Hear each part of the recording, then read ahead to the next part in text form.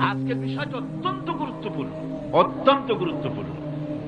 কোরআনে কারীমের মধ্যে আল্লাহ রাব্বুল আলামিন বলেন, ওয়ামা খালাকতুল জিন্না ওয়াল ইনসা ইল্লা লিয়াবুদুন,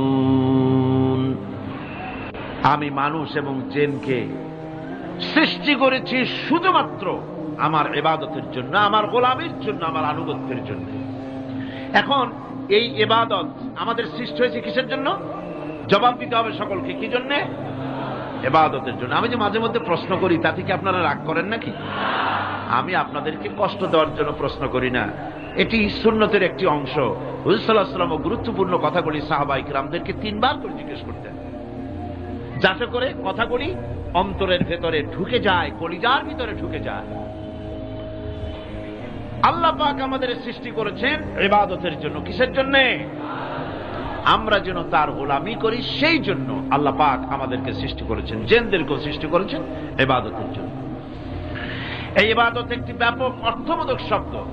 আমরা যদি ইবাদতটা নাই বুঝি তা আমাদের মানব জন্ম হবে বৃথা। ইবাদত হচ্ছে আল্লাহর পছন্দনীয় জিনিসগুলি আমল করে তার সন্তুষ্টি অর্জন করার জন্য প্রচেষ্টা চালানো জীবনের সকল ক্ষেত্রে।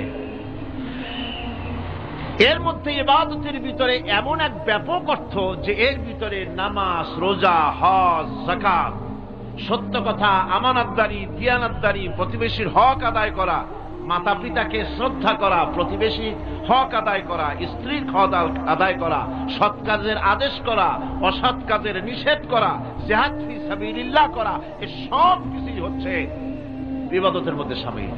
জিকির আজকার করা, তেলাওয়াত করা, আমলে সালেহ করা, এভাবে করে আল্লাহ পাককে খুশি করার জন্য আল্লাহর নির্দেশ মাফিক কাজগুলি করা, সবটাই হচ্ছে ইবাদতের মধ্যে শামিল। মানব সৃষ্টির উদ্দেশ্য এবং লক্ষ্যই হচ্ছে মানুষ গোলামি করবে, আনুগত্য করবে আল্লাহ পাকের। এই জন্য যত নবী আল্লাহ পাক পৃথিবীতে পাঠিয়েছেন, সমস্ত নবী দাওয়াত দিয়েছেন তার উম্মতকে কি বলে? ইয়া কওমি ইবুদুল্লাহা মা লাকুম মিন ইলাহিন গায়রু। প্রত্যেক নবী তার জাতিকে, তার সম্প্রদায়কে ডেকে বলেছেন, হে আমার জাতি, হে আমার সম্প্রদায়, এক আল্লাহর গোলামি করো, তিনি ছাড়া তোমাদের কোনো ইলাহ নাই, প্রভু নাই, মাবুদ বলে কেউ নাই। এভাবে করে কোরআনে কারীম একজন একজন করে নবীদের নাম উচ্চারণ করে আল্লাহ পাক শুনিয়ে দিলেন, শোনো, লাকাদ আরসালনা নূহান ইলা কওমিহি ফাকালা ইয়া কওমি ইবুদুল্লাহা মা লাকুম মিন ইলাহিন গায়রু। আল্লাহ পাক বলেন, আমি নূহ আলাইহিস সালামকে তার কওমের জন্য নবী করে পাঠালাম, আর নূহ আলাইহিস সালাম তার জাতিকে ডেকে বললেন, ও আমার জাতি, ও আমার সম্প্রদায়, এক আল্লাহর গোলামি করো, তিনি ছাড়া তোমাদের কোনো রব নাই, ইলাহ নাই, মাবুদ নাই। হুদ আলাইহিস সালাম সম্পর্কে আল্লাহ পাক বলছেন, ওয়াইলা আদিন আখাহুম হুদান ক্বালা ইয়া কওমি ইবুদুল্লাহা মা লাকুম মিন ইলাহিন গায়রু। হুদকে আমি সামুদ জাতির জন্য, আমি সালেহ আলাইহিস সালামকে তার জাতির জন্য পাঠিয়েছি, হুদকে তার জাতির জন্য পাঠিয়েছি, এবং তারা সকলেই বলেছেন, হে আমার জাতি, এক আল্লাহর গোলামি করো, এক আল্লাহর দাসত্ব করো, আর কারো গোলামি করা যাবে না।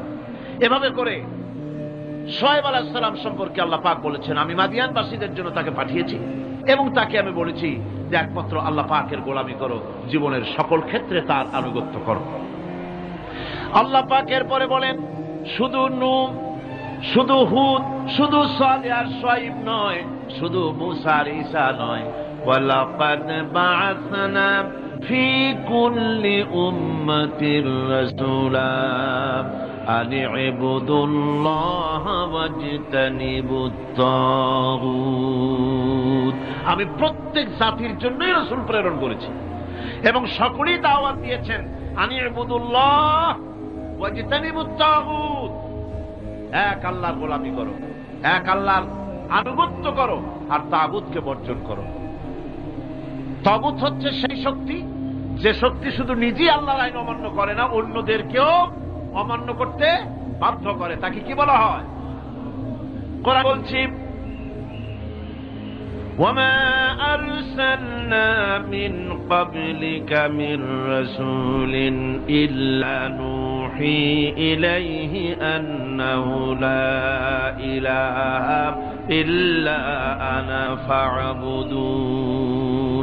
আল্লাহ পাক বলছেন, হে নবী, তোমার পূর্বে এই পৃথিবীতে আমি যাদেরকে পাঠিয়েছি তাদের সকলের প্রতি আমি এই ওহী অবতীর্ণ করেছিলাম যে তারা তার জাতিকে বলবে, লা ইলাহা ইল্লা, লা ইলাহা ইল্লা আনা, আমি ছাড়া কোনো ইলাহ নাই, অর্থাৎ আল্লাহ ছাড়া কোনো ইলাহ নাই। এই কথাটা নবীরা সকল জাতির কাছে তারা বলবে, এই বলে ওহী নাযিল করেছে, এবং তারা বলবে একমাত্র আল্লাহ পাকের গোলামি, তার আনুগত্য জীবনের সকল ক্ষেত্রে করতে হবে, তিনি ছাড়া কোনো ইলাহ নাই, এটাকে বিশ্বাস করতে হবে। মেরাজ উপলক্ষে আল্লাহ পাক রাসূল করিম সাল্লাল্লাহু আলাইহি ওয়াসাল্লামকে যে পেগাম দিয়েছিলেন, যে হাদিয়া দিয়েছিলেন, যে 14টি পেগাম ছিল, তার মধ্যে প্রথম পেগাম যেটা ছিল সে ছিল কি? ওয়াকাদা রাব্বুকা আল্লা তা'বুদু ইল্লা ইয়্যাহু ওয়া বিল ওয়ালিদাইনি ইহসানা। তোমার রবের পক্ষ থেকে এটা চূড়ান্ত রূপে ফয়সালা হয়ে গিয়েছে, চূড়ান্ত ফয়সালা হয়ে গিয়েছে যে দাসত্ব, গোলামি, আনুগত্য করতে হবে কেবলমাত্র আল্লাহ সুবহানাহু ওয়া তাআলা। আল্লাহ পাকের গোলামি ছাড়া কারো গোলামি করা যাবে না। এখন এই গোলামিটা কি জিনিস, আসুন আমরা ব্যাখ্যা করে আলোচনা করে বুঝতে চেষ্টা করি গোলামিটা কি। এটি হচ্ছে, এটা মানুষের একটা স্বভাবজাত প্রবৃত্তি। মানুষের সামনে মানুষ কারো না কারো আনুগত্য করতে চায়, এটা তার রুহের মধ্যে, তার রক্তের মধ্যে, তার দেহের মধ্যে এটা মিশ্রিত রয়েছে। যেমন মানুষ ক্ষুধা লাগলে ক্ষুধা নিবৃত্ত করার জন্য আহারের আশ্রয় গ্রহণ করে, ঠান্ডা লাগলে শীত বস্ত্রের আশ্রয় নেয়, ক্ষুধা লাগলে খাদ্যের আশ্রয় নেয়, গরম লাগলে বৃষ্টি হলে ঘরের মধ্যে আশ্রয় নেয়, মনের ভাষা ব্যক্ত করার জন্য, মনের কথা ভাবের আদান প্রদান করার জন্য ভাষার আশ্রয় গ্রহণ করে। ঠিক এগুলি যেমন তার সহজাত প্রবৃত্তি, ঠিক অনুরূপ ভাবে উপাসনার প্রেরণা তার মধ্যে স্বাভাবিকভাবেই উপাসনার প্রেরণা তার মধ্যে ঢুকিয়ে দেওয়া রয়েছে। কারো না কারো সামনে তার মাথা নত করা এটি একটি স্বাভাবিক প্রেরণা। ইবাদতের ধারণা প্রকৃতপক্ষে এটি একটি ব্যাপক ধারণা। এর প্রথমে এটাকে দুই ভাগে ভাগ করা যায়, একটা হচ্ছে বন্দিগি এবং আনুগত্য, আর একটা হচ্ছে পূজা বা অর্চনা। বন্দিগি এবং আনুগত্যের ব্যাপারটা হচ্ছে যে উচ্চতর কোন একটি সত্তার সামনে মাথা নত করে দেওয়া, যেটাকে আরবিতে বলা হয় ইজহারে তাদাল্লুল, নিজেকে ছোট করা, নিজেকে ছোট করা। এই নিজেকে ছোট করাটা, এটা কিন্তু আল্লাহ পাক ছাড়া কারো সামনে মাথা নত করা, কথা বুঝেন না নাকি? আল্লাহ ছাড়া কারো সামনে মাথা নত করা যাবে না।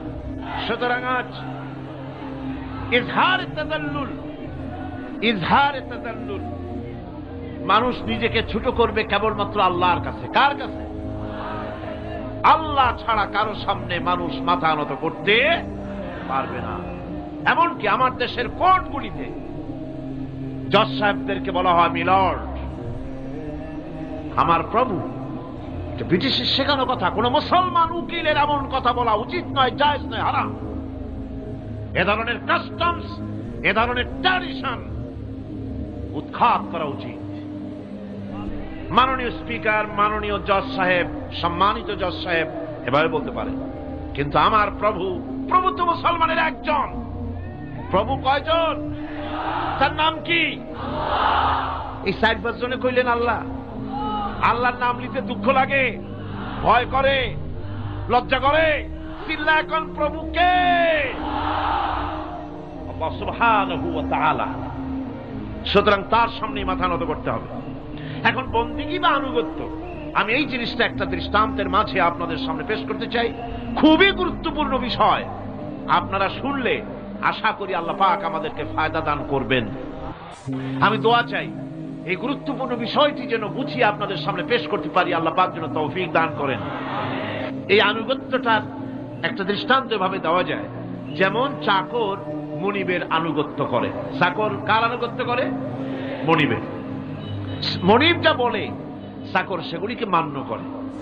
এটাকে আরেকটু বড় করে যদি দেখতে চান তাহলে এভাবে বলা যায়, জনগণ, একটা দেশের জনগণ সরকারের আনুগত্য করে। সরকার যা বলে সরকারের আনুগত্য করে। মানুষ তার নিজের অজান্তেও কোর্টে, কাছারিতে, আদালতে, রাস্তায়, নৌকায়, স্টিমারে, প্লেনে, শিক্ষাঙ্গনে, সর্বত্র একটি দেশের জনগণ একটা সরকারের আইন নিজের অজান্তেই মেশিনের মতো পালন করে চলে, ঠিক কিনা? এই দৃষ্টিতে যে পরিমাণ লোক কোন সরকারের কর্তৃত্ব সীমায় বাস করে এবং তারা আইনের অনুবর্তন করে, তাদের সম্পর্কে আমরা বলতে পারি জনগণ অমুক সরকারের আনুগত্য করছে।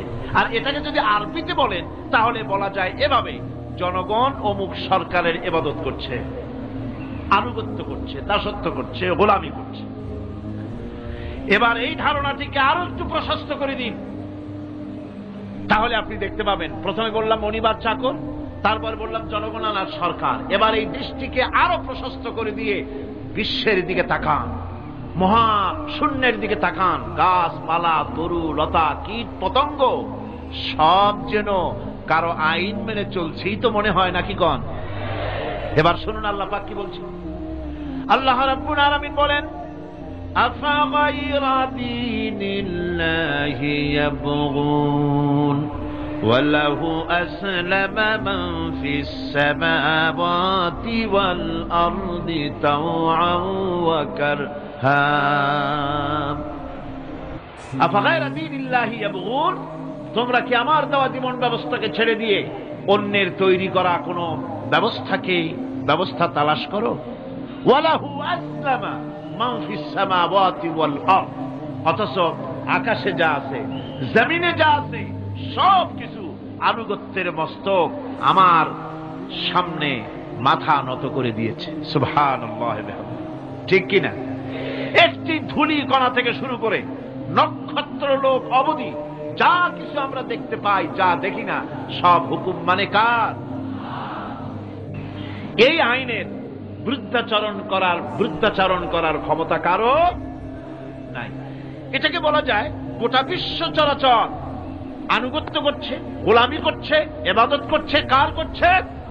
আল্লাহ পাক।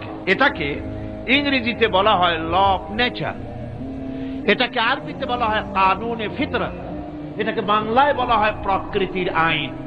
এই আইনকে লঙ্ঘন করার ক্ষমতা কারো নাই। বন্ধুগণ, এই পৃথিবীর আপনি লক্ষ্য করে দেখবেন, কোরআন মাজিদে এই বন্দিগিকে কোথাও ইবাদত বলেছে, কোথাও তাসবিহ বলেছে, কোথাও তাকদীস বলেছে, কোথাও সুজুদ বলেছে, কোথাও কুনুত বলেছে। আল্লাহ রাব্বুল আলামিন এই ইবাদতকে, আল্লাহ পাকের এই আনুগত্যকে বিভিন্ন শব্দে ব্যবহার করেছেন। যেমন وَلَهُ مَنْ فِي السَّمَاوَاتِ وَالْأَرْضِ وَمَنْ عِنْدَهُ لَا يَسْتَكْبِرُونَ عَنْ عِبَادَتِهِ وَلَا يَسْتَحْسِرُونَ।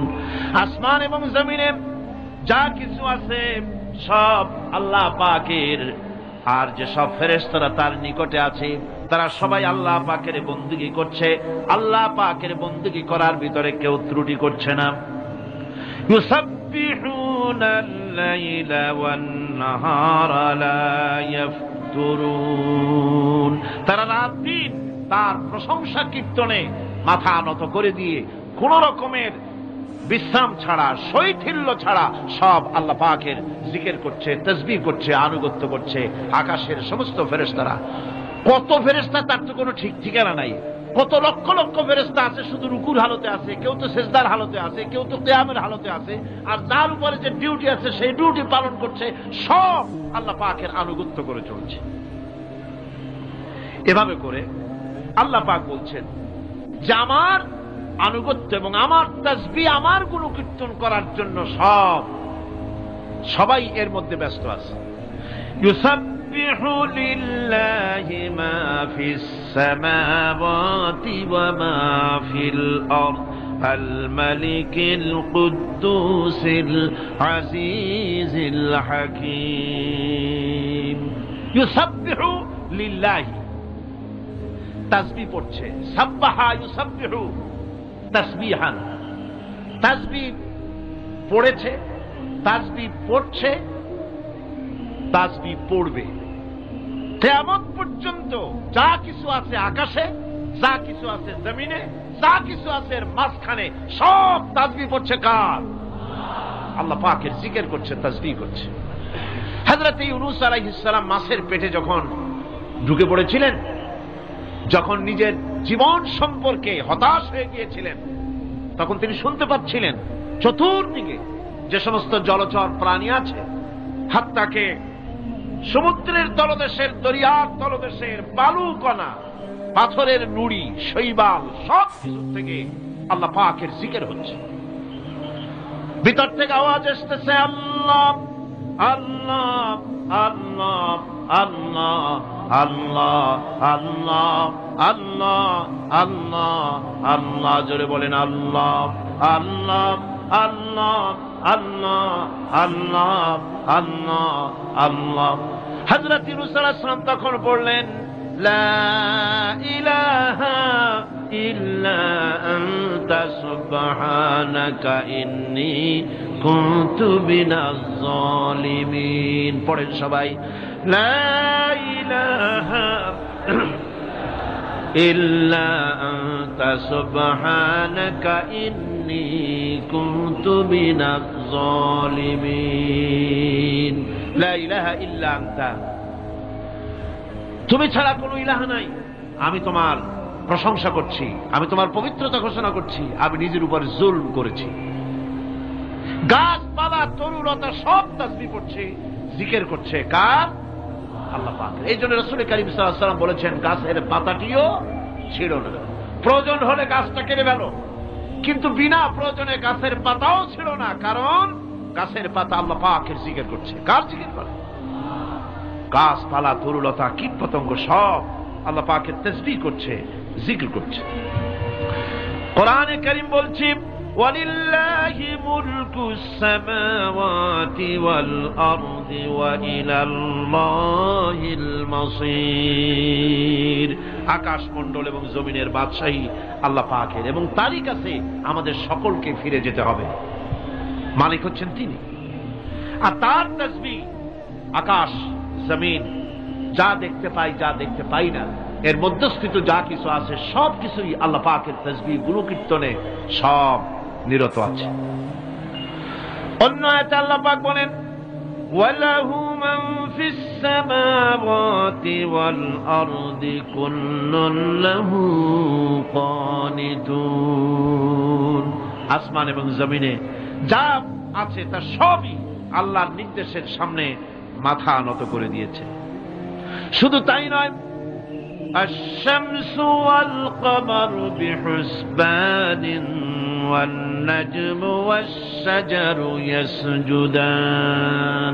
সূর্য এবং চন্দ্র হিসাব অনুযায়ী আবর্তিত হচ্ছে, এবং বৃক্ষ এবং নক্ষত্ররাজি সিজদায় রত হয়ে আছে।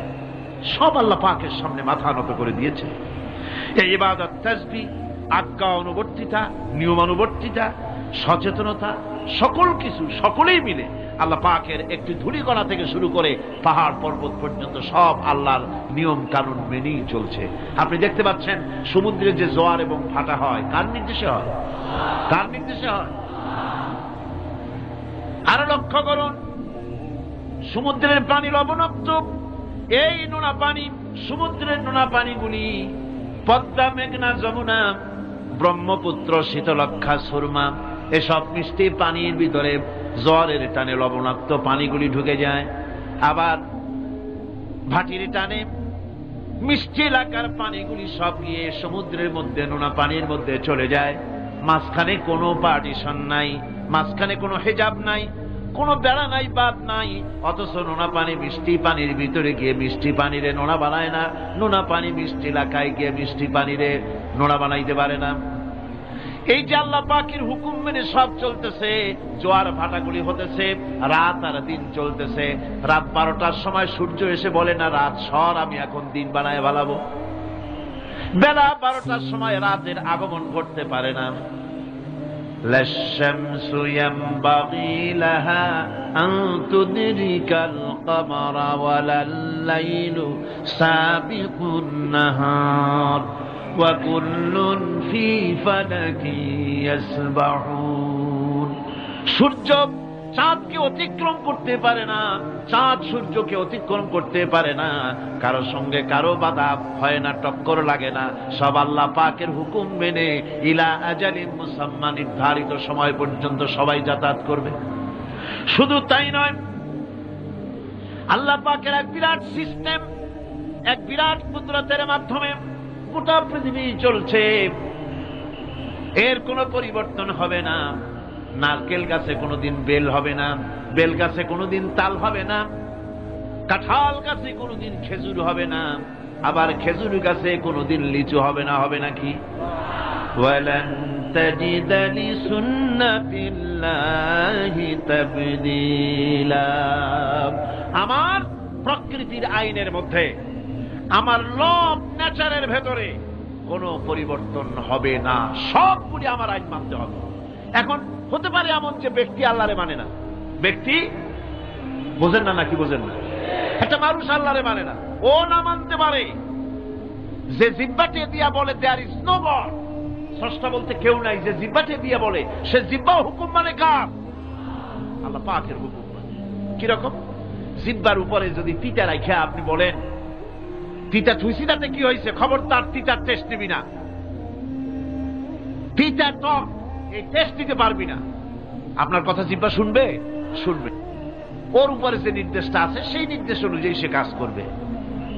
টয়লেটে গিয়ে আপনি না কেড়ে কবেন যে খবরদার, আমি একটা বিরাট অফিসার, অনেক টাকা পয়সার মালিক, অথবা বিরাট একটা মন্ত্রী টন্ত্রী কিছু একটা, সবাই আমার হুকুম মানে, তোকেও মানতে হবে, খবরদার দুর্গন্ধ যেন নাকের মধ্যে না ঢোকে, নাক আমি চাবি ধরতে পারবো না। শুনবে না কে? শুনবে। নাক হোক, কান হোক, চোখ হোক, মুখ হোক, প্রত্যেকটা অঙ্গ প্রত্যঙ্গ, এগুলি সব হুকুম মানে কার? হতে পারে ব্যক্তি আল্লাহরে অস্বীকার করে বসলো, আল্লাহকে বললো যে আল্লাহ নাই, সব এমনি এমনি, এর কপালের লক্ষণ। কিসের লক্ষণ? কপাল পড়া লক্ষণ। সব বোঝে, একটা মারতে এটা কয় যে না কেউ এটারে বানাইছে। এই যে একটা ভিডিও ক্যামেরা, এটাতে কেউ দেখলে বলবে যে কয়েকজন আলেমে মিলে ফু দিছে আর অমনি একটা মাইক হয়ে কি বল ক্যামেরা হয়ে গেছে, বলবে কেউ? কোন পাগলেও কবে? এই প্যান্ডেলটা দেখে কি মনে হবে? 4-5 জন পিসা ভাইসা কোসার কোণে দাঁড়াইয়া ফু দিছে, সাথে সাথে প্যান্ডেল হয়ে গেছে। এটা কথা হইল? একটা ছোট্ট টেবিল, একটা চাপ দেখলে পরে মানুষ বলে নিশ্চয়ই এটা কেউ বানাইছে। হাসিব, এত বড় বিশাল আকাশ, এত সুন্দর জমিন, এত সুন্দর দেহ, এই মানুষ, গাছপালা, তরুলতা, কীট পতঙ্গ, পাহাড়, নদ নদী, এ সব কিছু দেখে কেবলমাত্র কপাল পোড়াই বলতে পারে যে কেউ নাই, এমনি এমনি হয়েছে। হাসিব তামাশা। এমনি এমনি একটা চাউল তৈরি হয় না, একটা ডিম তৈরি হয় না, এমনি এমনি পৃথিবীটা হয়ে গেল। সবগুলির পেছনেই আল্লাহ পাক আছেন, তিনি সৃষ্টি করেছেন। এখন উপাস্যের প্রতি এই সৃষ্টি মানুষের দৃষ্টি আকর্ষণ করে। উপাস্য পাও না কে আল্লাহ তা ঠিক পাও না, তা দেখাবার জন্য এই পৃথিবীর আল্লাহর সৃষ্টি প্রত্যেকটি পদার্থ, প্রত্যেকটি জিনিস ইঙ্গিত করে নিঃসন্দেহে কেউ না কেউ আছে, আর তার নাম হচ্ছে আল্লাহ। তার নাম কি? আরো জনে বলেন, নাম কি? আল্লাহ পাক। এখন প্রশ্ন ওঠে আল্লাহরে বানাইছে কেডা? এরা বলে তো মুরগি আগে না ডিম আগে? ডিম যদি আগে হয়ে থাকে তো ডিমটারে পারলো কে? আর মুরগি যদি আগে হয়ে থাকে কোথার থেকে মুরগি এসে উড়ে এসে জুড়ে বসলো, আইলো কই দিকে? আল্লাহ যদি একজন থেকেই থাকেন তাহলে তার স্রষ্টাকে? এই প্রশ্ন তুলেছেন বার্টন রাসেল। প্রশ্ন তুলেছে স্রষ্টার স্রষ্টাকে। আমি দেখলাম এক আর্মি অফিসার একটা বই লিখেছেন, আমার এত ভালো লাগলো। বইটার নাম হচ্ছে আল কোরআন দ্য চ্যালেঞ্জ, মহাকাশ পর্ব। দারুণ লিখেছেন তিনি, আপনারা যদি পান খুঁজে নিয়ে পড়বেন। সে বইয়ের শেষ ভাগে গিয়ে তিনি এটার জবাব দিয়েছেন, স্রষ্টার স্রষ্টাকে তাই তুমি তালাশ করো। কানা সাহেব মানে কুজো সাহেব চিতই শুইতে একটা লবণ কণার দৃষ্টান্ত তিনি দিয়েছেন। একটা লবণ কণা, একটি লবণ কণার ভিতরে যতগুলি মলিকুল থাকে, একটা লবণ কণার ভিতরে যতগুলি ক্যালাস থাকে, একটা লবণ কণার ভিতরে যতগুলি উপকরণ আর উপাদান থাকে, অর্থাৎ একটা লবণ কণা যত উপকরণ যত উপাদান ধারণ করে, তার ধারণ ক্ষমতা যতখানি, এতখানি জিনিস ধারণ করতে 1000 বার্টন রাসেলের মগজের দরকার। একটা লবণ কণা, সেইটার চিন্তা করাই কঠিন।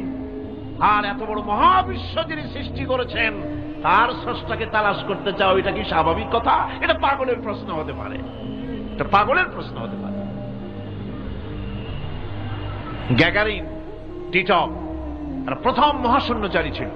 গ্যাগারিন বেটা মহাশূন্য ঘুরি টুরি আসে কয় কি, কয় যে মুসলমানেরা যারে কয় আল্লাহ, হিন্দুরা যারে কয় ভগবান, খ্রিস্টানরা যারে কয় গড। মহাশূন্য এত ঘুরলাম, আল্লাহরেও দেখলাম না, ভগবানেরও দেখলাম। আজীব তামাশা। তুমি তো তোমার শরীরটাই দেখো না, তোমার শরীরটাই তো তুমি দেখতে পাও না। তোমার মাথার তালুটা কেমন তা কি দেখছো কখনো? আয়না নিচের দিকে দিয়ে ঠ্যাং উপরের দিকে দিয়ে তাকাইলে যদি দেখো মাথার তালু কেমন। নিজের ঘাট দেখো না, পিঠ দেখো না, নিজের হিপ দেখতে পারো না। আয়না টায়না সাইড বাসখান না নিয়ে দেখার উপায় নাই কোন জায়গায় কি আছে শরীরে। নিজের শরীরটাই দেখো না। কত বড় সাহস! এই শরীরের স্রষ্টাকে দেখতে চাও? লা তুদরিকুহুল আবসার। কোন দৃষ্টি শক্তি তাকে মুহাইয়া করতে পারবে না। তার দৃষ্টি সকলকে আয়ত্ত করবে, কিন্তু পৃথিবীর কোন দৃষ্টি শক্তি তাকে আয়ত্তের ভিতরে নিতে পারবে না। মুসা আলাইহিস সালামের মতো পয়গম্বর, তিনি বলেছিলেন রব্বি আরিনি, রব্বি আরিনি, আল্লাহ আমি তোমার দেখতে চাই। আল্লাহ পাক বলেছেন লান তারানি, কখনোই দেখতে পারবা না। সুবহানাল্লাহ। সুতরাং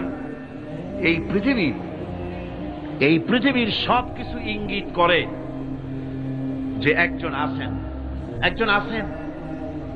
এই ফুলের সৌন্দর্য যিনি দিলেন, ফুল দেখা যায়, সৌন্দর্য দেখা যায়, কিন্তু গন্ধ দেখা যায় না। এই পানির মিষ্টতা, মিষ্টি পানি, ফুলের গন্ধ, জোনাকি পোকার আলো, এই যে সুন্দর সুন্দর জিনিস দিয়ে আল্লাহ পাক এই বিশ্বকে সজ্জিত করেছেন, এ সব কিছুই ইঙ্গিত করে নিঃসন্দেহে একজন আছেন। আর যিনি আছেন তার নাম হচ্ছে কি? আল্লাহ। জোরে বলেন তিনি কে? আল্লাহ। এখন এই স্রষ্টাকে চিনতে মানুষের বড্ড হয়রানি স্রষ্টাকে চেনার জন্য। এই স্রষ্টাকে খোঁজার জন্য, চেনার জন্য মানুষ শক্তি পূজা আরম্ভ করলো। ওই যে আমি আগে বলেছি, মানুষের মধ্যে একটা স্বাভাবিক প্রেরণা এই কারো না কারোর সামনে মাথা নত করে দেবে। সেজন্য মানুষ, কেউ তো আগুনকে পূজা করল, আগুনের ভিতরে শক্তি আছে বলে আগুনের সামনে মাথা নত করে দিল, পাহাড়ের সামনে মাথা নত করে দিল, মূর্তি বানাইয়া মূর্তির সামনে মাথা নত করল, কাঠের মূর্তি, মাটির মূর্তি বানাইয়া তার সামনে মাথা নত করে দিল।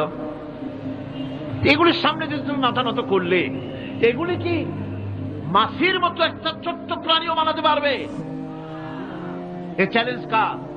আল্লাহ পাকের। কোরআন শরীফে আল্লাহ পাক বলেছেন, নবী ওদের বলেন, ওরা কি মাছির মতো ছোট্ট একটা প্রাণী বানাতে পারবে? পারবে না। এমনকি ওদের সামনে যে খাদ্যগুলি রাখা হয়, মূর্তি টুর্তি বানায় সামনে যে খাদ্য রাখা হয়, এই খাদ্যের উপরে যদি মাছি পড়ে, খাবারগুলি উড়াই নিয়ে যায়। অথবা ওদের নাকের উপর এসে যদি মাছি এসে পড়ে, এই মাছিটাকে এতগুলো হাত সাথে একটা টোকা দিয়ে একটা মাছিকে উড়াই দিতে পারবে না। পারবে না। সুতরাং বুঝতে হবে, একথা বুঝতে হবে, স্রষ্টাকে তালাশ করতে গিয়ে মানুষেরা আগুনের পূজা করলো, পাথরের পূজা করলো, গাছের পূজা করলো, মাছের পূজা করলো, সাপের পূজা করলো, বাঘের পূজা করলো, শেষ পর্যন্ত সেক্সুয়াল অর্গান, এটার বাংলা করলাম না, এটারও পূজা করলো। এটাকে একটা শক্তির প্রতীক মনে করে এটার সামনেও মাথা নত করলো। বন্ধুগণ, মাটির পূজা করলো, জমিনকে নিজের মা মনে করে এটার পূজা করলো। অথচ আল্লাহ পাক পরিষ্কার করে বলে দিয়েছেন, লা ইলাহা ইল্লা আনা ফা'বুদুন, আমি ছাড়া কোনো ইলাহ নাই, আল্লাহ ছাড়া কোনো ইলাহ নাই।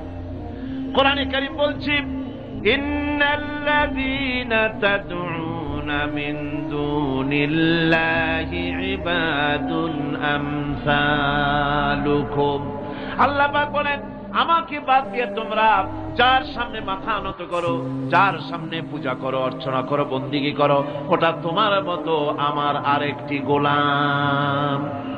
তুমি যেমন আমার গোলাম, ওটাও আমারই গোলাম। এই আল্লাহ সুবহানাহু ওয়া তাআলা তিনি বলছেন, আমাকে বাদ দিয়ে যার সামনে মাথা নত করো, ওরা আমার গোলাম। সূর্য কার গোলাম? চন্দ্র কার গোলাম? সাপ বলেন, বাঘ বলেন, আগুন বলেন, সব কার গোলাম? এগুলি সব কার কথা শোনে?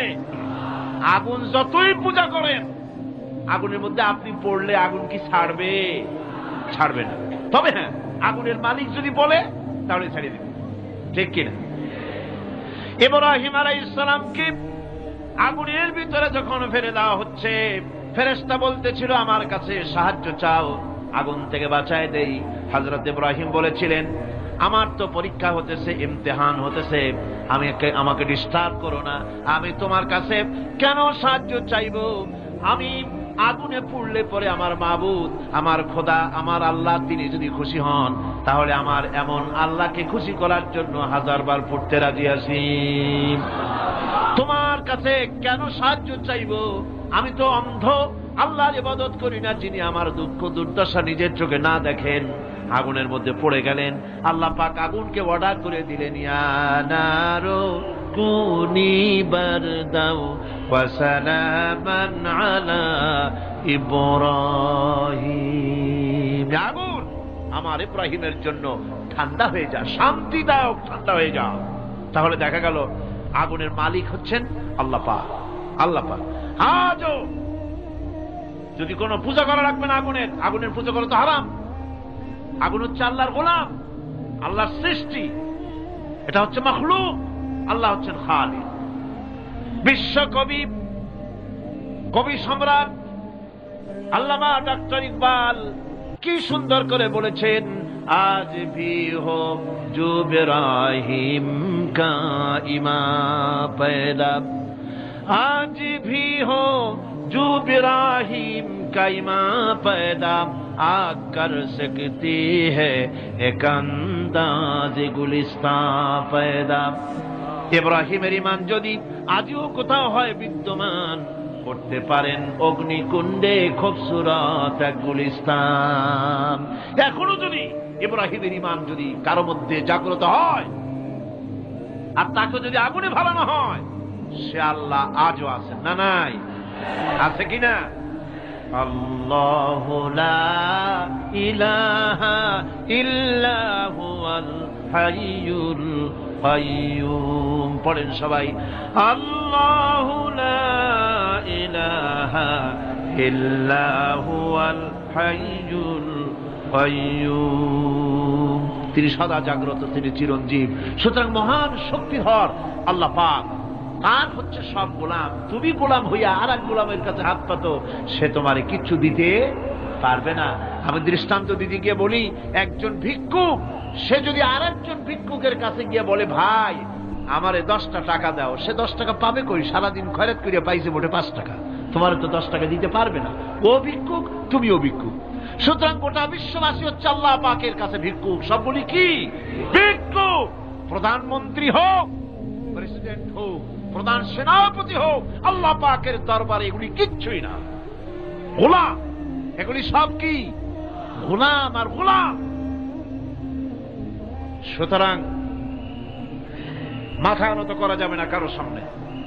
এই প্রকৃতি, এই নেচার শেখাচ্ছে, একজন আছেন, সেটাকে বুঝতে হবে।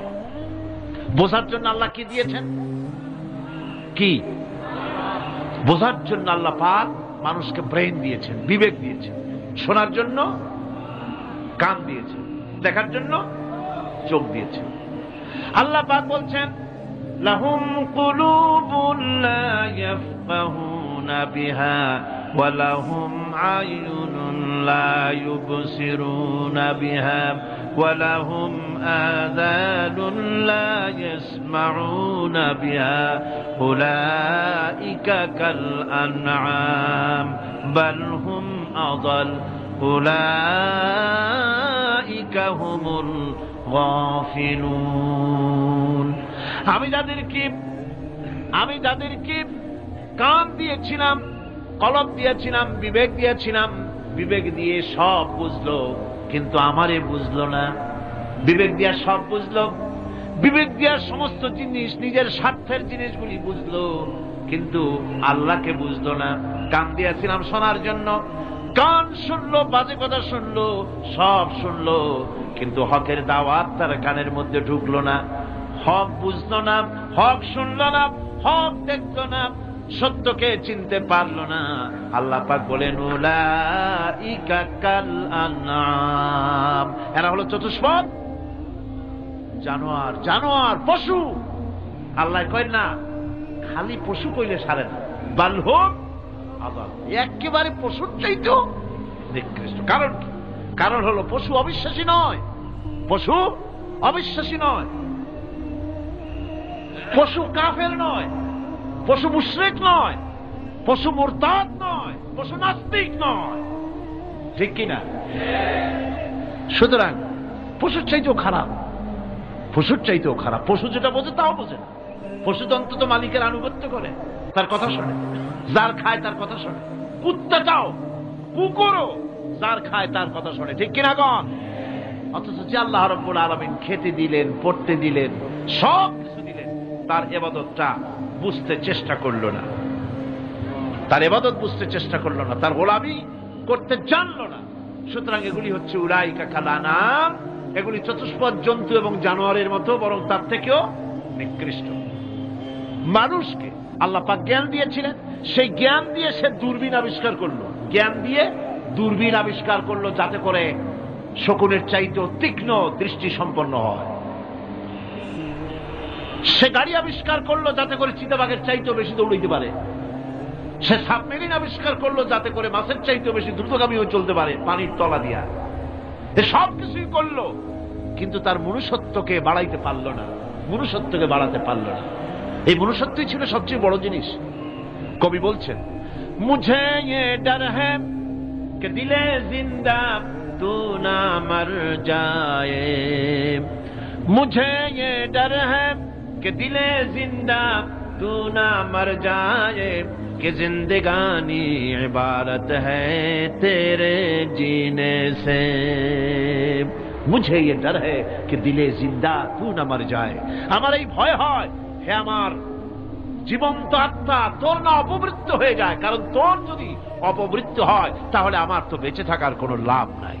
আমরা তো আমাদের আত্মা, জীবিত আত্মাকে মেরে ফেলছি, জীবিত আত্মাকে মেরে ফেলছি, আত্মাকে বিকশিত করছি না। আত্মাকে বিকশিত করতে হবে। এই আত্মা বিকশিত হবে কিভাবে? সব জিনিসের খাবার আল্লাহ পাক এই জমিনে তৈরি করেছেন, ঠিক কিনা কর? সকলের খাবার এই জমিনে। মানুষ যেহেতু তৈরি হয়েছে এই মাটি দিয়ে, সেই জন্য আল্লাহ রাব্বুল আলামিন মানুষের খাবার মাটি দিয়ে তৈরি করে দিয়েছেন। কলা দিয়েছেন, কচু দিয়েছেন, আলু দিয়েছেন, মূলা দিয়েছেন, তাল দিয়েছেন, বেল দিয়েছেন, মাছ দিয়েছেন, তরকারি দিয়েছেন, পনির দিয়েছেন, দুধ দিয়েছেন, গোশত দিয়েছেন। খাবারের কোনো অভাব রাখেন নাই, সব মাটি দিয়েছে। কিন্তু যে রূহটা আমাদের ভিতরে, যে আত্মাটা আমাদের মধ্যে, যে আত্মা থাকলে পরে বাঁচি, আত্মা না থাকলে পরে মরে যাই, সেই রুহের খাবার আমরা কেউ দিতেছি না। রুহটা কি?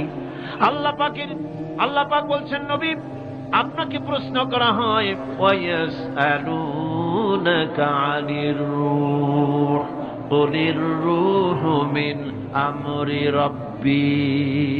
নবী হে, প্রশ্ন করা হয় রূহ কি জিনিস? এর জবাব হচ্ছে এই বলে দিন, রূহ হচ্ছে আল্লাহর একটু অর্ডার, একটু হুকুম তোমার ভিতরে কাজ করছে। ওই রূহেরও কিছু খাবার আছে, ওই রূহেরও কিছু খাবার আছে। সেই রূহকে খাবার জমিনে তৈরি হবে না। রূহ গোশত খাবে না, পনির খাবে না, দুধ খাবে না, সর খাবে না, ফল খাবে না, কি খাবে? রুহের খাবার, যেহেতু রুহ এই পৃথিবীতে তৈরি হয় নাই, রুহ এসেছে আলমে আরওয়াহ থেকে, সেজন্য রব্বুল আলামিন রুহের খাবার পাঠিয়েছেন লৌহ মাহফুজ থেকে। আল্লাহ পাক কোরআনে কারীমকে রুহের খোরাক করে পাঠিয়েছেন।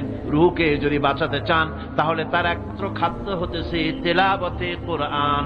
তেলাওয়াতে কোরআন যত তেলাওয়াত করবেন ততই মজা লাগবে। সুবহানাল্লাহ, কোন সুবহানাল্লাহ। একটু হারাম শরীফ থেকে বেড়ায় আসেন। টাকা পয়সা যাদের আছে তাদের বলছি, পয়সা কড়ি যাদের আছে সিঙ্গাপুর বেড়ায়। আরে সিঙ্গাপুর বেড়ায় করবা কি? মার্কেটিং ছাড়া আর কিছুই নেই। সিঙ্গাপুর, ব্যাংকক, হংকং এই সমস্ত জায়গায় ঘুরে টুরে আসে, খুব দেখে আসছে। টাকা নষ্ট করে লাভ নাই, বরং পয়সা কড়ি যদি আল্লাহ দিয়ে থাকেন হস্ত করবেনই। পয়সা কড়ি বেশি থাকলে রমজান মুবারকে উমরা করে এসেন। রাসূল কারীম সাল্লাল্লাহু আলাইহি ওয়াসাল্লাম বলেছেন, যে ব্যক্তি রমজান মুবারকে উমরা করলো সেজন্য আমার সাথে হজ আদায় করলো। কেন বলি? এই জন্য বললাম, আল্লাহ পাক আমাকে কয়েকবার নসিব করেছেন। সেখানে যখন রমজান মুবারকে যখন তেলাওয়াত হতে থাকে তারাবিহের ভেতরে, মনে হচ্ছে যেন ওর আকাশ থেকে ওহী নাযিল হতেছে। মানুষের চোখের পানি, নাকের পানি একাকার হয়ে যায় হারাম শরীফের ভিতরে। সেখানে তো মোনাজাত সারা বছর মোনাজাত হয় না, মোনাজাত হয় রমজান মুবারকে বেতেরের নামাজের ভিতরে। বেতেরের নামাজের ভিতরে ইমাম সাহেব হাত তুলে মোনাজাত করেন। অন্তত 8 থেকে 10 লক্ষ মানুষ হজের মৌসুমের মতো কাঁদতে কাঁদতে পাগল হয়ে যায়। কোরআন কি মজা! কোরআন হচ্ছে রুহের খাবার। আমরা তো রুহের খাওয়াই না, ঘোড়ার উপরে চড়ি, গাধার উপরে চড়ি। ঘোড়ারে গাধারে জন্মের মতো মোটেই খাইতে দেই না, নিজে খাই জন্মের মতো। খাইয়া ঘোড়ারে খাইতে দেওয়া হয় না, গাধারে খাইতে দেওয়া হয় না। ফলে ওর উপরে যখন সওয়ার হয় তখন ঘোড়া গাধা না খাইতে খাইতে একদিন 4 ঠ্যাং 4 দিকে দিয়া জায়গায় চিপে মরা ছাড়া আর কোনো পথ থাকে না। আমাদের মানুষেরা খায় কি? সুবহানাল্লাহ। এই যে শবে বরাত আসতেছে, কি যে খাবে! দিশা আগের থেকে লিস্ট তৈরি হয়ে যায় কতটা আইটেম তৈরি করা হবে। রমজান মাসে আল্লাহ একটু কম টম মান্দায় খাবে। একটা রমজান মাস আল্লাহ দিলেন, সেই রোজার মাসে যে সারাদিন খায় না, এটাকে উসুল করে ইফতারের সময় সে যে কত খাবার, চোখ সানা বড় হয়ে যাবে দেখুন। পেঁয়াজি, বেগুনি, হালিম, শরবত, তরমুজ, বেল, কলা, কচু, না খাইতে খাইতে মাগরিবের রক্ত শেষ। কয় ভাই নামাজটা কোন রকম পড়ে আসি, তারপরে খাবো না। আবার গেল নামাজ পড়তে, আবার এসে খাইলো, খাইয়া তারপরে আবার ভাত খাইলো। কেমনে যে খায় আল্লাহই জানে, গলায় আঙ্গুল দিলে পাওয়া যায়। এরকম খাইয়া তারপরে তারাবি পড়তে দাঁড়ায় না। জনমের মতো খাইলে পরে তো অলস হবে শরীর। তারাবি পড়তে দাঁড়াইছে, লম্বা কেরাত হচ্ছে, উনি রুকুতে আছে, ইমাম সেজদায় চলে গেছে, ওনার খবর নেই। অথবা উনি সেজদায় পড়ে আছেন, ইমাম কোথায় উঠে গেছে তার খবর নেই। সুবহান। সুতরাং নিজে খাইয়া পেটটারে দুম্বার মতো সাইজ বানাইয়া কোনো লাভ নাই। পেট বড় বানাবেন না, সিনা বড় বানান। সিনা বড় বানান, সিনার ভিতরে কোরআন ধারণ করেন, মজা পাবেন। আল্লাহ রাব্বুল আলামিন এত বড় নিয়ামত, এই কোরআন এর থেকে বড় নিয়ামত পৃথিবীতে আর নাই। শ্রেষ্ঠ নিয়ামত, এর থেকে বড় নিয়ামত আছে ভাই? এই শ্রেষ্ঠ নিয়ামতকে পড়তে শিখুন, বুঝতে শিখুন, হেদায়েতের সবের মধ্যে আছে। সুতরাং আল্লাহ রাব্বুল আলামিন মনুষ্যত্বকে, আত্মাকে বিকাশ করার জন্য কোরআনে কারীম দিয়েছিলেন। মানুষ এই জ্ঞান দিয়ে আবিষ্কারের পিছনে চলে গেল। হ্যাঁ, আবিষ্কার দরকার আছে, মোটেই আমি এটাকে অস্বীকার করি না, সব দরকার। কিন্তু সেই সাথে আল্লাহ পাকের সাথে যে সম্পর্কটা থাকা দরকার ছিল, সেই সম্পর্ক থেকে মানুষ নিজেকে বিচ্ছিন্ন করেছে। কোরআনে কারীমে আল্লাহ পাক বলছেন, লাকাদ খালাকনাল ইনসানা ফি আহসানি তাকওয়িম। সব থেকে সুন্দর করে বানিয়েছি কারে? মানুষ। চিল্লা এখন কারে? মানুষ হলো সবচাইতে সুন্দর, সবচাইতে সুন্দর সৃষ্টি আমার।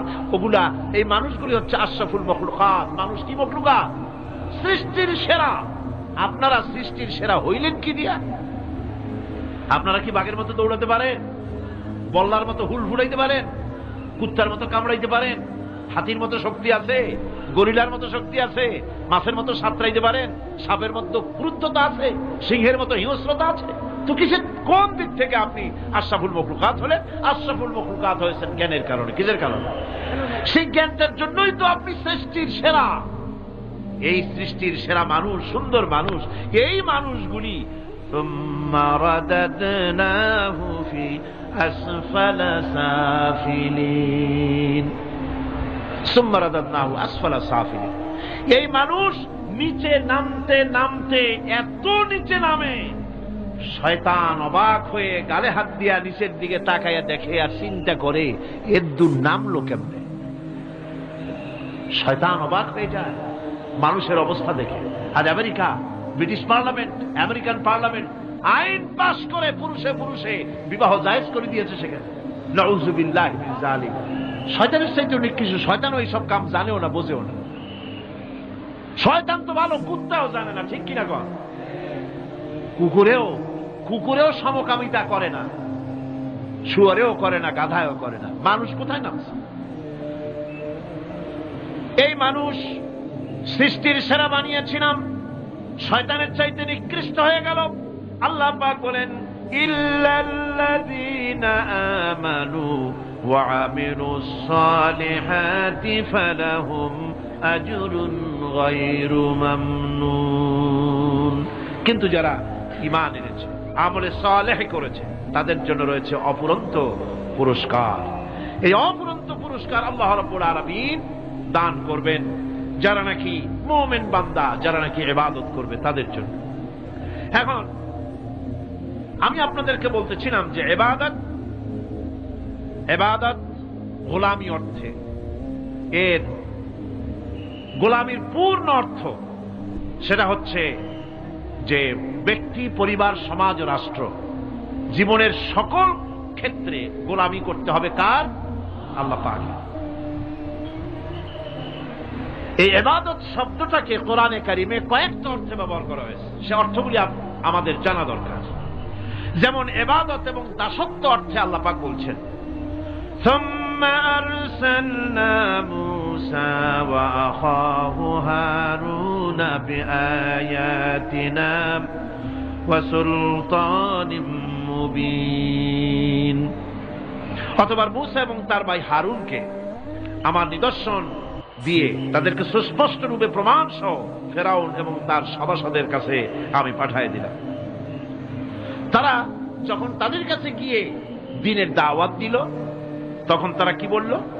ফাকালু আনুমিনু লিবাশারাইনি মিসলিনা ওয়া কওমুহুমা লানা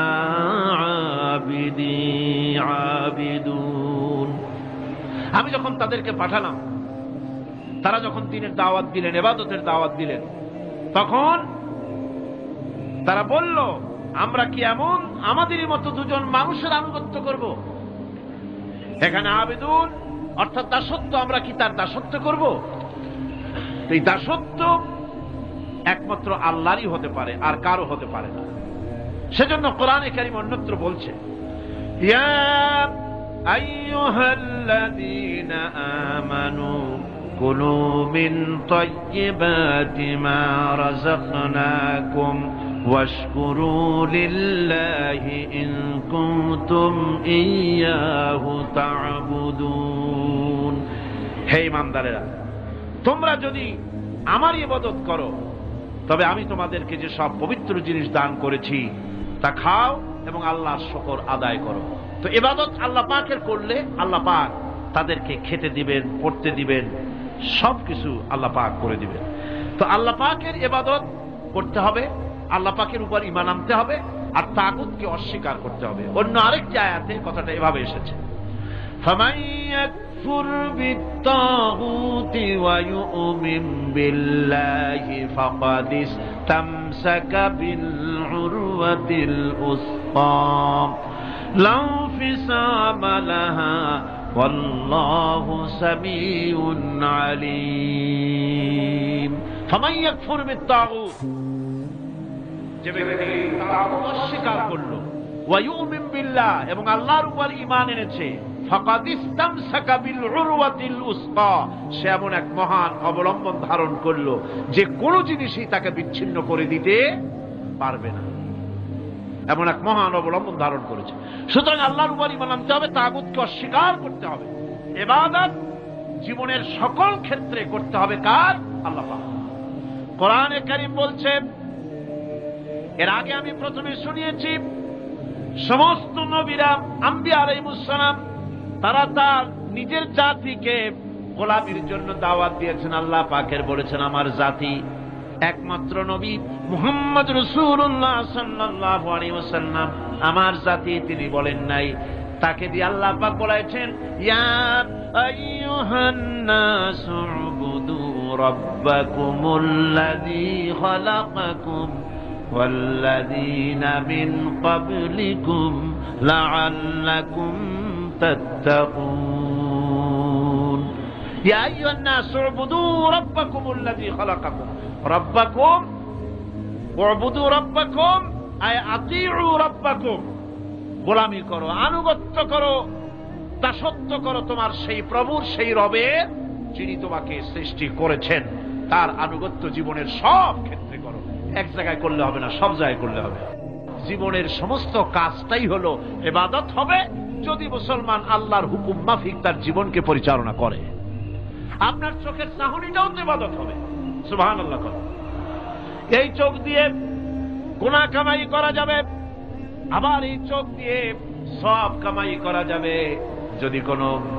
যদি কোনো সন্তান তার মা বাপের দিকে ভক্তির নজরে, মোহব্বতের নজরে যদি তাকায়, নবীজি বলেছেন একটা কবুল নফল হজের সওয়াব আমলনামায় লেখা যাবে।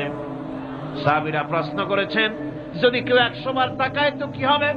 নবীজি বলেছেন আল্লাহ রাব্বুল আলামিনের নিয়ামতের ভান্ডার অফুরন্ত নিয়ামতের, সেখানে কোনো অভাব নাই। যদি কোনো বান্দা যদি তার মা বাপের দিকে দৈনিক 100 বার তাকায় তো ওই বান্দার আমলনামায় 100 কবুল নফল হজের সওয়াব লেখা যাবে। তাহলে দেখা গেল চোখের চাহনি আপনার ইবাদত, আপনার ঘুম ইবাদত, আপনার চাকরি ইবাদত, আপনার ব্যবসা বাণিজ্য ইবাদত। তার মানে হলো আল্লাহর গোলামি, আল্লাহর হুকুম অনুযায়ী কাজ করার নামই হচ্ছে ইবাদত। ইয়াকা না'বুদু ওয়া ইয়াকা নাস্তাঈন, পড়েন সবাই ইয়াকা না'বুদু ওয়া ইয়াকা নাস্তাঈন। আল্লাহ তাআলা একমাত্র তোমার গোলামি করি, তোমারই আনুগত্য করি, তুমি ছাড়া কারো গোলামি করি না, তুমি ছাড়া কারো গোলামি করি না। এখন দোকানদার নামাজের মধ্যে পড়লো ইয়াকা না'বুদু। ইয়াকা না'বুদু, না'বুদু শব্দটা হচ্ছে মোজারের সিগায় যায়, এর মধ্যে দুইটা কাল পাওয়া যায়, বর্তমান আর ভবিষ্যৎ, দুটি কাল পাওয়া যায়। না'বুদু এই শব্দ দিয়ে বোঝানো হচ্ছে কি, আয় আল্লাহ পাক এই নামাজের ভিতরে যেমন তোমার হুকুম পালন করে নামাজ আদায় করছি, যেমন নামাজের ভিতরে কিছু খাওয়া যায় না, বাইরে খাওয়া জায়েজ ছিল, নামাজ পড়ছি বলে খানাটা আমার জন্য হারাম হয়ে গেছে। কথা বলা জায়েজ ছিল, নামাজের ভিতরে কথা বলা হারাম করে দিলাম। এদিক ওদিক তাকানো জায়েজ ছিল, নামাজের ভিতরে এদিক ওদিক তাকানো বন্ধ করে দিলাম। তার মানে আমার জন্য চিরস্থায়ী, সব সময়ের জন্য আমার জন্য হালাল করে দেওয়া জিনিসগুলি এই নামাজের ভিতরে অল্প সময়ের জন্য হারাম করে প্রমাণ করে দিলাম। মাবুদ গো, এই নামাজের পরে চিরস্থায়ী হারামগুলি এইভাবে আমার জন্য হারাম করে নেব। নামাজটা পড়ছি যেভাবে করে, নামাজের বাইরের জীবন চালাবো সেইভাবে করে। সেজদা দিলেই তো সওয়াব হয়, সেজদা দিলে কি হয়? সওয়াব হয়। যদি কেউ 5-6টা সেজদা দিয়ে দেয় এক রাকাতের মধ্যে তো কি হবে? যদি কেউ নামাজ পড়লে তো সওয়াব হয়। ফজরের নামাজ যদি 4 রাকাত পড়ে তো কি হবে? মাগরিবের নামাজ যদি 2 রাকাত পড়ে অথবা 4 রাকাত পড়ে তো কি হবে? ইচ্ছে করে যদি এভাবে করে, ভুল করবে নয়, ইচ্ছে করে যদি করে, তাহলে আল্লাহর আইনের সঙ্গে বিরোধিতা করছে বলে সে বিদ্রোহী হিসাবে প্রমাণিত হবে। সুতরাং কথা হচ্ছে নামাজের ভিতরে আয় আল্লাহ পাক ইয়াকা না'বুদু, এই নামাজের ভিতরে তোমার হুকুম মেনে যেভাবে নামাজ আদায় করি, নামাজের বাইরের জীবনটাও তোমার হুকুম মেনে পালন করব। এটাই হচ্ছে ইবাদতের মূল থিম, মূল আইডিয়া, মূল ফিলসফি। নামাজ ইবাদত করতে হবে জীবনের সব ক্ষেত্রে। নামাজের ভিতরে বললাম ইয়াকা না'বুদু, দোকানদার, এ লোকটা কি? দোকানদার, ঘি বিক্রি করবে, ঘি আনছে দোকান, তারপরে নামাজ পড়তে দাঁড়িয়েছে। দোকানের পেছনে ছোট্ট ঘর আছে, নামাজ পড়তে দাঁড়িয়েছে, শুরু করে দিল আল্লাহু আকবার, আলহামদুলিল্লাহি রাব্বিল আলামিন, আর রহমানির রহিম, মালিকি ইয়াউমিদ্দিন, ইয়াকা না'বুদু ওয়া ইয়াকা। তাড়াতাড়ি পড়তে হবে যেহেতু খরিদ্দার আসতেছে। খরিদ্দার 2-4 জন ভিড় জমায়েছে, নামাজ ছেড়ে দিয়েছে। কর্মচারীকে ডাকসাই, শোন ভিতরে আসো, আমি তো কেবল খাঁটি ঘি নিয়ে আসছি, ওর মধ্যে তো ভেজাল দিই নেই, তাড়াতাড়ি করে ওর মধ্যে যা দিয়ে ভেজাল দিতে হয় ভেজাল টাজাল দিয়ে ঠিক মতো দিয়া তারপরে বিক্রি করবি। 100 টাকা কিনছিস, 250 টাকা করে বিক্রি করবি। আল্লাহ আকবার, রহমানুর রহিম, মালিক ইয়াউমিদ্দিন, ইয়াকা না'বুদু ওয়া ইয়াকা নাস্তাঈন। এটা নামাজ হইল কর? এই নামাজের আল্লাহর কোনো দরকার আছে? কোনো দরকার নাই।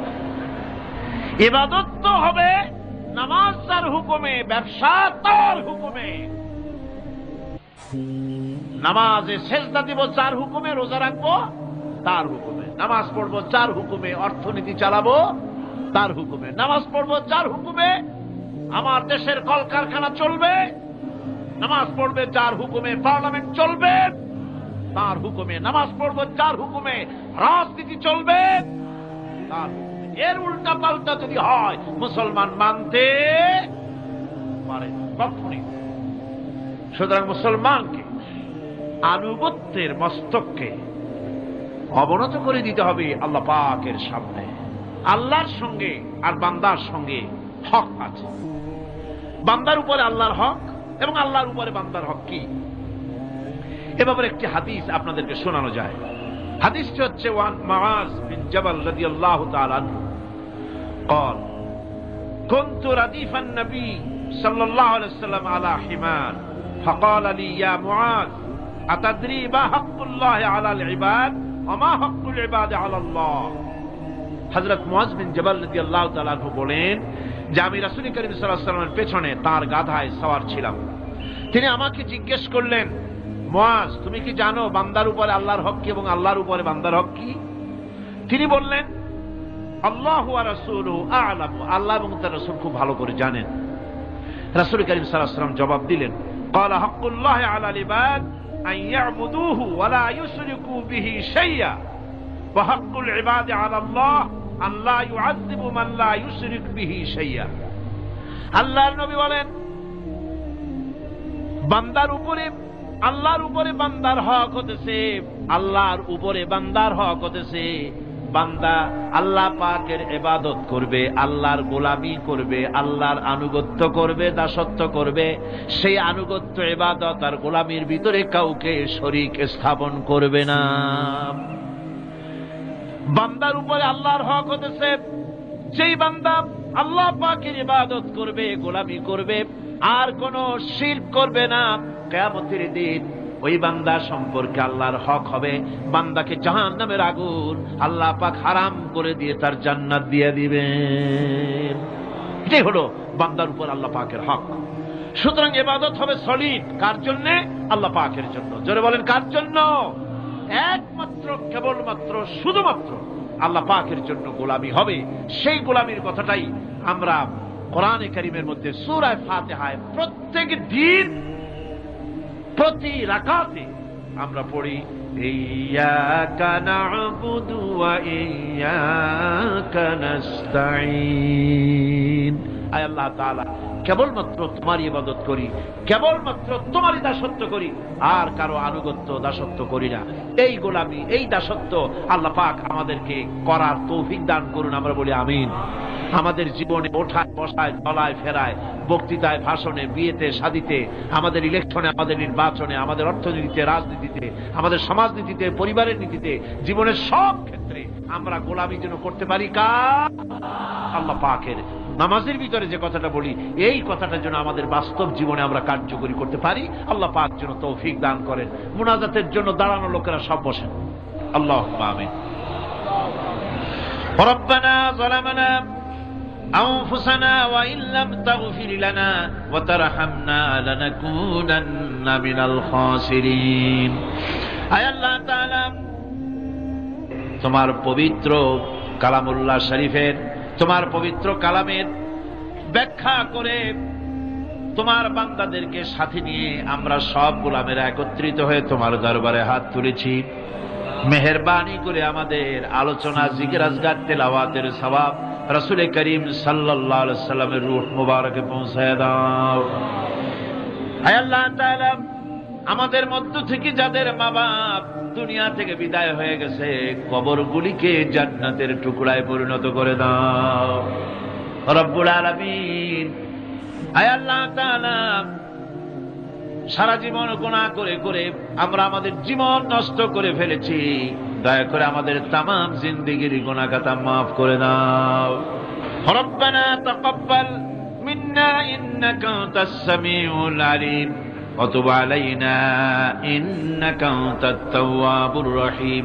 সুবহানা রাব্বিকা রাব্বিল ইজ্জাতি আম্মা ইয়াসিফুন ওয়া সালামুন আলাল মুরসালিন আলহামদুলিল্লাহি রাব্বিল আলামিন। ওয়াজআল آخر كلمتنا عند الموت لا إله إلا الله محمد رسول الله. السلام عليكم.